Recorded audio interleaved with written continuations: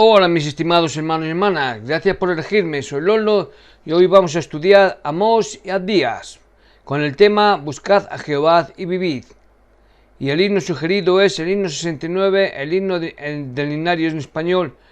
Donde halló el sola, donde... En fin, ya conocéis el himno. Comencemos pues. Bueno, el título del himno es Donde halló el solaz. Ya digo, comencemos. Dios escogió a la descendencia de Abraham para que fuera su pueblo del convenio, al fin de que fuesen una bendición para todas las personas. Esto se puede ver en Génesis 12, versículos 2 y 3. No obstante, en vez de ello, para la época del ministerio de Amós, muchos de los del pueblo del convenio oprimían a los pobres e ignoraban a los profetas, haciendo que sus actos de adoración fueran en vano y sin sentido. Es cierto que las naciones que los rodeaban también eran culpables de grandes pecados, pero aquello jamás ha sido excusa para el pueblo de Dios. De modo que Dios envió a un pastor de Judá de nombre Amós a predicar el arrepentimiento al reino de Israel. Más adelante Dios también declaró que por medio del profeta Abdías que, aunque el reino de Judá había sido destruido, Jehová recogería y bendeciría a su pueblo de nuevo. Ambos profetas, Amós y Abdías, testificaron que el pueblo del convenio se había apartado del Señor, pero no serían desechados para siempre. Cuando Dios revela su secreto a sus siervos los profetas, podemos considerarlo una señal de que Él aún desea ayudarnos a vivir a la altura de los convenios que hicimos con Él. Amós era un pastor de Tecoa, pequeño poblado en el territorio de Judá, lo podéis ver en el mapa. Pero el mensaje que dio fue para toda la casa de Israel y para las demás naciones del mundo. En ese entonces no era un mensaje nuevo y aún hoy día conserva su valor. Aunque Amós habló acerca de los juicios que estaban por ser derramados sobre las naciones que rodeaban a Israel y sobre los dos reinos de la casa de Israel, su mensaje es el mismo que Dios ha dado desde las primeras épocas de la historia del mundo. Es un mensaje sencillo pero profundo, que lleva en sí una advertencia. Hay una forma de gozar de la gracia de Dios y obtener la vida eterna. Ese camino siempre está abierto para el penitente y obediente, pero para el que no se arrepiente, para quien endurece su corazón contra el Señor, el camino está cerrado. En lugar de vida hay muerte, en lugar de gozo hay pesar. Los castigos reemplazan a las bendiciones, los juicios y la destrucción reemplazan a la protección y el poder. El nombre hebreo Amós significa portador o carga y se refiere a la pesada responsabilidad que el Señor le había dado a Amós de advertir al reino de Israel. Ambos eran un pastor que vivían en un pueblo llamado Tecoa, mira la foto, que está actualmente en ruinas a unos 10 kilómetros al sur de Belén, apartado de las rutas normales de comercio.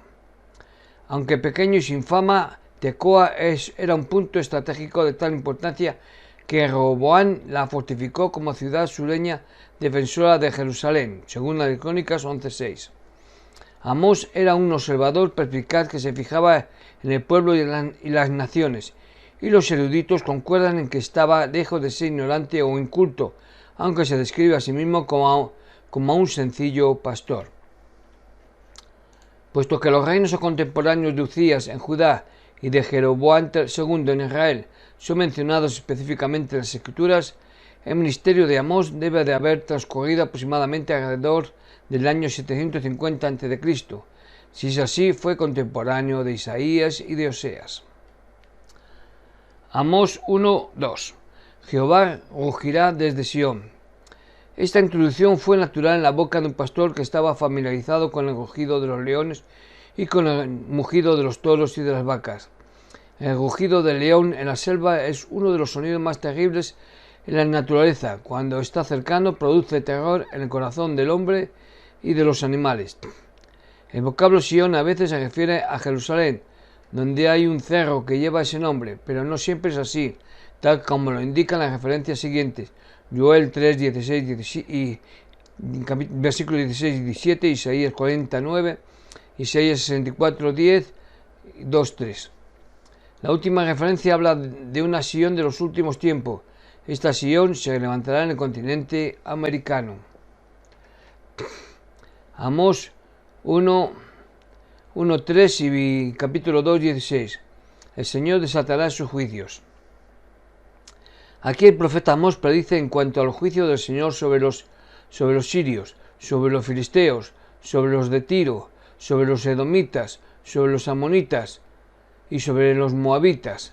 Todas estas naciones eran vecinas de los israelitas y la mayoría de los casos habían sido enemigas del pueblo del convenio. Una vez que esos juicios fueron pronunciados, Amós bosquejó los juicios venideros sobre el reino de Judá y sobre el reino de Israel. El hecho de relacionar a los dos reinos de los israelitas con otras naciones nos da a entender que Israel ya no era un pueblo único. Se puede ver en Éxodo 19:5 y Deuteronomio 14:2, sino que había llegado a ser como las naciones gentiles que los rodeaban. Aunque Amós fue enviado especialmente a Israel, habló por Dios contra los males de todas las naciones. Algunos han calificado a Amós como el profeta de la condena, pero él solamente advirtió a los pueblos en cuanto a las desgracias hacia donde se encaminaban. Todos estos territorios o reinos al fin fueron derrotados. Amós capítulo 1, versículo 3, 6 y 11. Por 3 pecados y por 4. La expresión por 3 pecados y por 4 indica que los pecados mencionados fueron muy abundantes.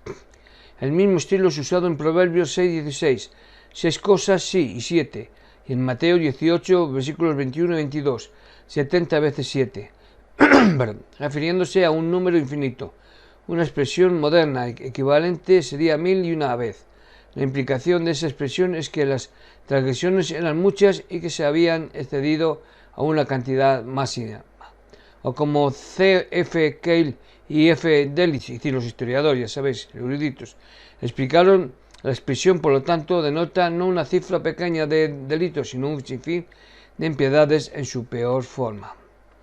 La razón por la que Judá e Israel recibieron castigo es diferente a aquella por la cual las naciones gentiles fueron castigadas. No se menciona ningún hecho en particular excepto el abandono de las vías del Señor y la inclinación a la maldad. Israel había recibido la ley de Dios, por lo tanto, de este pueblo se esperaba mucho más. Pisotear el polvo de la tierra sobre las cabezas de los desvalidos se refiere al pueblo que generalmente era opresor de los pobres y no mostraba ni justicia ni misericordia. La idea es que la gente anhelaba tanto ver a los pobres en tal estado de miseria que arrojaban polvo sobre las cabezas de ellos, en señal de duelo. Los versículos 11 y 12 se refieren a los nazareos, sujetos a un voto instituido por el Señor para mostrar la naturaleza espiritual de la religión. Ya sabéis, un ejemplo claro es Sansón. Pero bueno, esto lo podéis ver en Números capítulo 6, versículos del 2 al 21. Amós condenó a Israel por contaminar a los nazareos, dándoles de beber vino.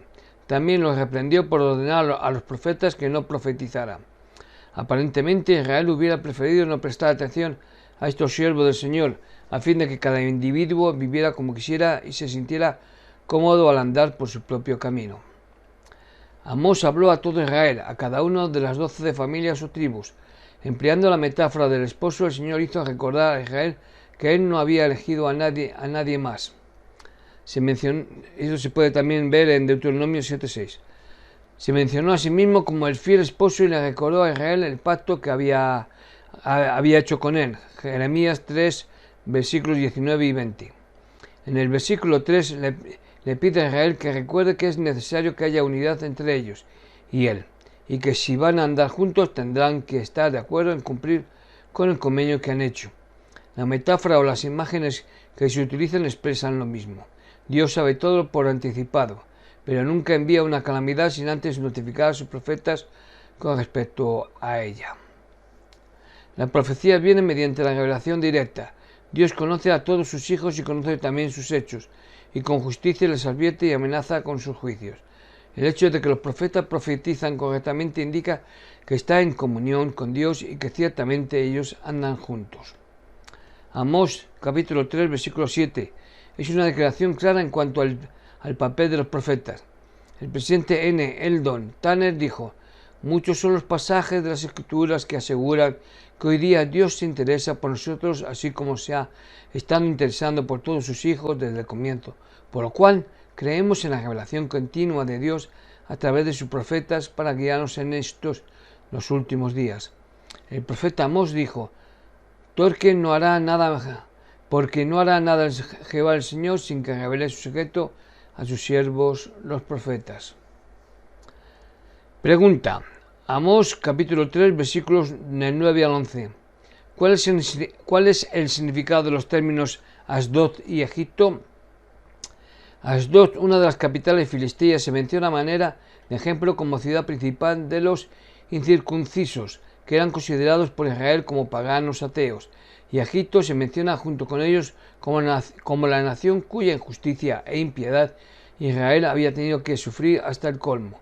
Sí, por lo tanto, tales paganos como ellos son llamados a contemplar la conducta tan injusta y disoluta que se veía por todas partes. Cuán grande debe haber sido la misma. En Amós 3:11 dice que un enemigo vendrá, lo que significa que no habrá escape. Donde quiera que el pueblo se dirija encontrará un enemigo, porque los juicios y castigos que vienen de Dios son seguros. Comentario. Amós empleó el lenguaje figurado para mostrar que difícilmente alguno escaparía y que quienes lo lograran lo conseguirían con gran dificultad. Es como el caso del pastor que cuando un león le arrebata una oveja no puede recuperar más que 2 de las patas o un pedazo de oreja para demostrar que las mismas pertenecían al animal. Esta profecía se cumplió cuando Sargón tomó Samaria, parte del reino del norte, en el año 721 a.C.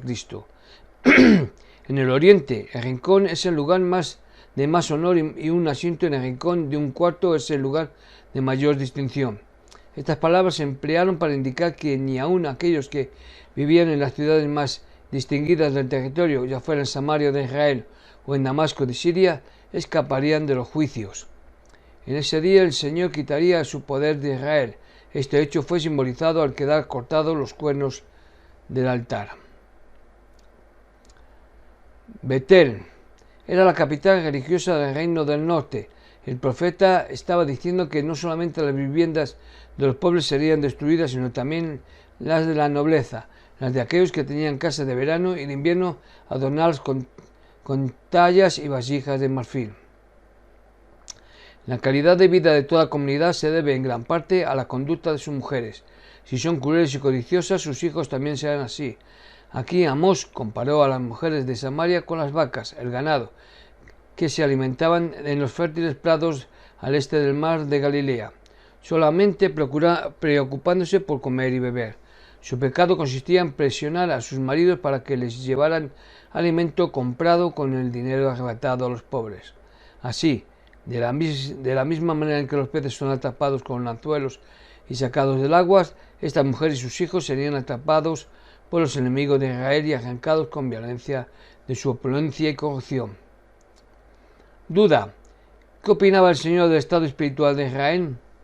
Los sacrificios de Israel se habían degenerado, llegando a ser un ritual sin sentido.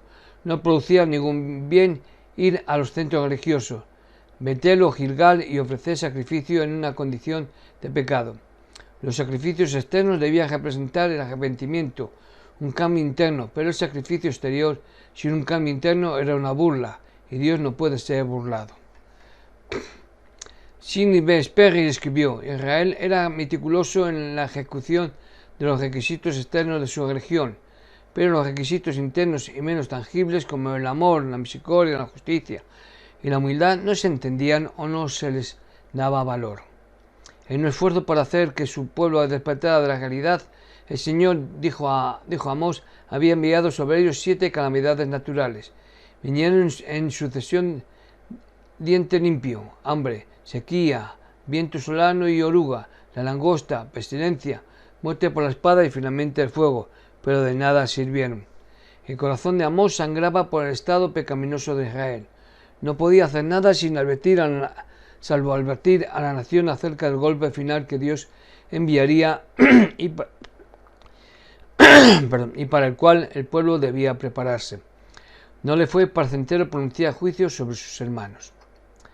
Jehová, Dios de los ejércitos, es el Señor Jesucristo, el creador del cielo y de la tierra. Los primeros 3 versículos del capítulo 5 son un lamento por el estado caído de Israel. La Virgen pura Israel se tornó en una mujer malvada y no hay quien la levante. Amós capítulo 5, versículos del 4 al 27. Aborreced el mal y amad el bien. Aquí el Señor invitó a Israel a arrepentirse y a enmendarse. Buscadme y viviréis.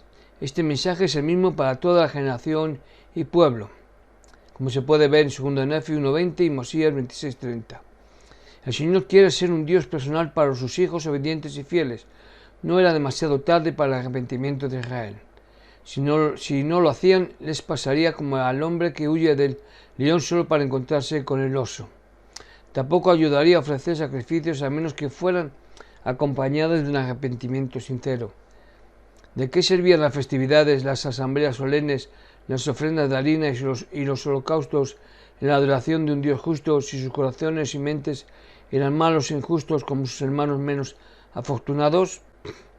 Todo ese despliegue externo de devoción no servía de nada, y Amós habla a favor de la justicia en 2 versículos que han llegado a ser famosos. Tero corre el juicio como las aguas y la justicia como impetuoso arroyo. Este llamado al arrepentimiento es uno de los mejores de todos los tiempos. Duda: ¿quiénes eran Moloz y Kium? Moloz y Kium eran dioses paganos que las mujeres israelitas habían adoptado. Tan adictas a la idolatría eran las mujeres de Samaria que llevaban pequeñas réplicas de estas divinidades donde quiera que iban. El Señor prometió un cautiverio más allá de Damasco por causa de este pecado. Amós capítulo 6. Ay de los reposados en Sión. Aquí el Señor amplía lo que profetizó en cuanto al cautiverio del pecador pueblo de Israel, pero primero los invitó a visitar otros lugares de destrucción: Canne en Mesopotamia, Hamat en Siria y Gat en Filistia, para que observara lo que había sucedido a los habitantes de esos lugares. ¿Eran los israelitas mejores que ellos? Ciertamente que no. Estos otros pueblos habían sido castigados y también lo sería Israel. Además, los ricos, aquellos que descansaban en lecho de marfil y comían alimentos suntuosos, serían los primeros en sufrir. Luego Amós dirige su reproche contra los ricos, despreocupados y derrochadores de Israel, contra los que se advierten a sus anchas, arrogantes y satisfechos de sí mismos. En una palabra, contra los que teniendo abundancia no piensan en el lamentable estado social y religioso de su país. Estas personas son absolutamente indiferentes a la ruina que se pronostica. El profeta indica que el exilio será su destino, que la nación será destruida porque sus habitantes pervierten la verdad y la rectitud y se confían en su propia fuerza. En esta forma la destrucción de Israel fue asegurada por la elección del pueblo mismo. Los caballos no pueden correr sobre las piedras sin sufrir resbalones, ni el hombre puede arar en la piedra para plantar. Por la misma razón, en Israel el rebelde no podía prosperar en un estado de maldad. El versículo 13 es una acusación contra Israel, nación que se regocijaba en despreciar el poder del Señor y que se sentía autosuficiente y satisfecha de sí misma. Lo que Amós predijo aconteció en el término de 30 años. Los últimos 3 capítulos de Amós versan sobre 5 visiones que tuvo Amós. 4 de ellas comienzan con una frase como esta: así me ha mostrado Jehová el Señor, mientras que la quinta comienza como vi al Señor. Las 4 primeras muestran los distintos juicios del Señor sobre Israel, y la quinta presagia el derrocamiento de su teocracia apóstata y luego, por fin, la restauración de Israel caído. Las visiones son: 1. Una invasión de langostas; 2. Un fuego devorador; 3. El albañil con la plomada; 4. El canastillo de fruta; y 5. El santuario derribado. Cada una tenía un significado simbólico, el cual claramente mostraba que el Señor se proponía terminar con el reino de Israel si la gente no se arrepentía. El significado de cada visión es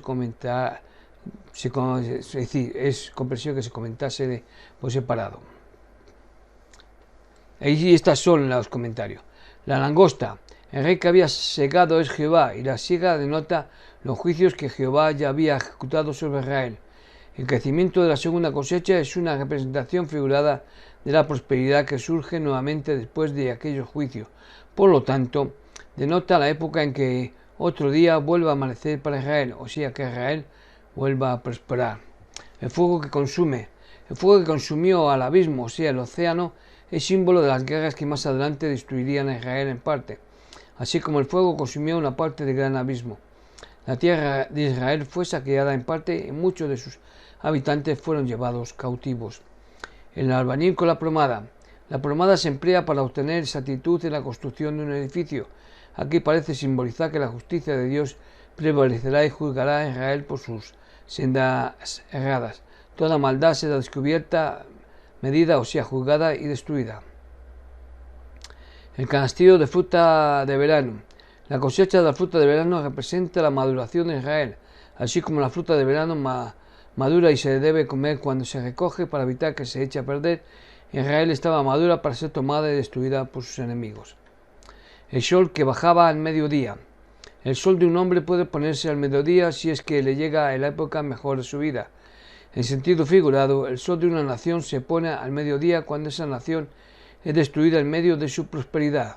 Pero la profecía de Amós también nos recuerda que antes de la segunda venida del Señor el sol se oscurecerá y se rehusará a dar su luz. En realidad será una señal para los malvados de los últimos días de que su sol está por ponerse al mediodía. El santuario derribado. Desde su morada en las alturas el Señor herirá a los malvados. Nadie escapará, no importa dónde se esconda. Esta escena solo se ajustará a la descripción de la segunda venida del Señor, pues cuando el Señor venga en su gloria se cumplirá toda justicia. Ninguna montaña es suficientemente alta ni mar tan profundo como para que el pecador que no se haya arrepentido pueda esconderse de los juicios de un Dios justo. Ahora vamos a ver Abdías. ¿Quién era?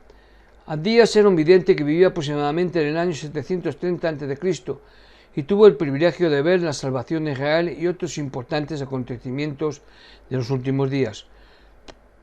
Su libro es el más breve, no solamente entre los de los profetas, sino también cuando lo comparamos con todos los del Antiguo Testamento.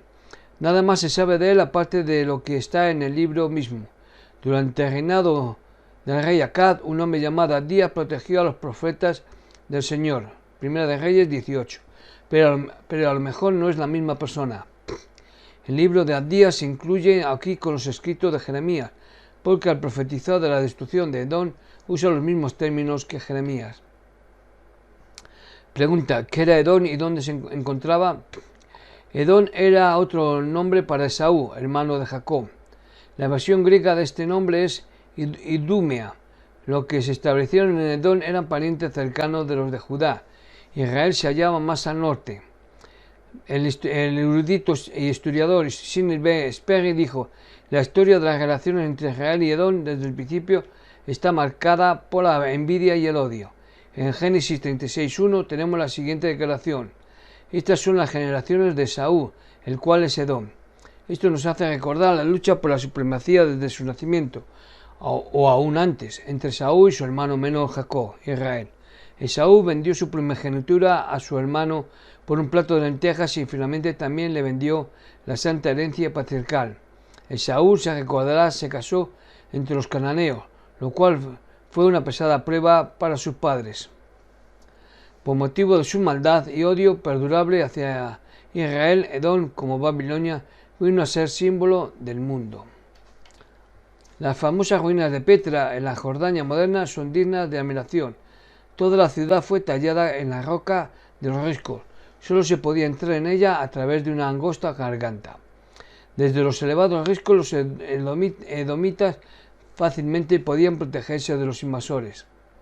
Petra o Monte Seir estaba en territorio de Edom y muchos eruditos piensan que era la capital de Idumea. Aunque muchas de las ruinas que hoy en día se encuentran en Petra son de un periodo posterior, sirven para dar testimonio de las palabras de Abdías. Abdías, versículos del 10 al 15. Razones de la caída de Edom. Estos versículos resumen por qué Edom cayó. 1. Por la violencia que mostró contra su hermano Jacob. Y 2. Por su regocijo en la destrucción de los hijos de Judea en el día de su infortunio. J.R. Dumelov opinó que la destrucción de Edom se debió en parte a la ayuda de esta nación, que esta nación dio a Nabucodonosor durante el sitio y toma de Jerusalén. Abdías, versículos del 16 al 21. Un día de liberación y regocijo. Estos versículos tienen significado temporal y espiritual para los santos de los últimos días. Si Esaú Edom representa la iniquidad mundana de los hombres, estos versículos pueden referirse al día en que Israel será totalmente restaurada y el mal eliminado. El monte Sión, símbolo de liberación y santidad, será la herencia de la casa de Jacob, mientras que la casa de Esaú será la estopa que sirve solo para quemarse. La casa de Jacob será fuego y la casa de José será llana, y los quemarán a Esaú y los consumirán, y un resto quedará de la casa de Esaú. Finalmente subirán salvadores al monte de Sión para juzgar al monte de Esaú, y el reino será de Jehová. Bueno, y hasta aquí por hoy, mis estimados hermanos y hermanas. Gracias por elegirme. Recordad, soy Lolo y espero contar con cada uno de ustedes la próxima semana. Hasta entonces, ser felices.